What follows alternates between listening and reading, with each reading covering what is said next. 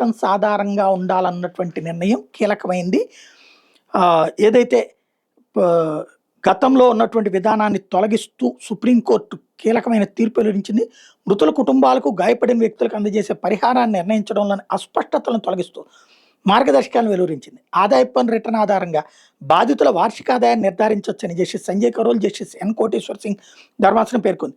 నెలవారీ జీతాలు పొందే ఉద్యోగుల విషయంలో అయితే వాళ్ళు అంతకుముందు ఏడాది సమర్పించిన ఐటీఆర్ ఆధారంగా పరిహారాన్ని అంచనా వేయొచ్చని చెప్పింది. స్వయం ఉపాధి వ్యాపార రంగంలోని వ్యక్తుల విషయంలో గత 3 ఏళ్లలో వారు సమర్పించిన ఐటీఆర్లు సగటును పరిగణలోకి తీసుకోవచ్చని పేర్కొంది. మోటార్ వాహన చట్టంలో వార్షిక ఆదాయం లెక్కింపు ఖచ్చితమైన ఫార్ములా ఏమీ లేదని ధర్మాసనం చెప్పింది. అయితే ఉద్యోగులు స్వయం ఉపాధి పొందే వ్యక్తుల విషయంలో ఐటీఆర్ల ఆధారంగా పరిహారం నిర్ణయించవచ్చని చట్టం పేర్కొందని వెల్లడించింది. వార్షిక ఆదాయం లెక్కింపుకు ఐటీఆర్ చట్టబద్ధమైన అత్యంత ముఖ్యమైన పత్రం అని తీర్పు రాసిన జస్టిస్ సంజయ్ కరోల్ అభిప్రాయపడ్డారు.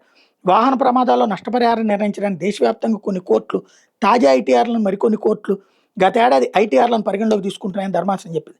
గతేడాది ఐటీఆర్ల ఆధారంగా పరిహారాన్ని నిర్ణయించడం సబబని సుప్రీం ధర్మాసనం చెప్పింది. అయితే ప్రమాద ఘటన కొన్నాళ్ల ముందు నాటి తాజా పదోన్నతుల లేఖలను మరేదైనా ఆర్థిక ప్రయోజనాల ఆధారాలను కూడా కోర్టు అదనంగా పరిశీలనలోకి తీసుకోవచ్చని సూచించింది.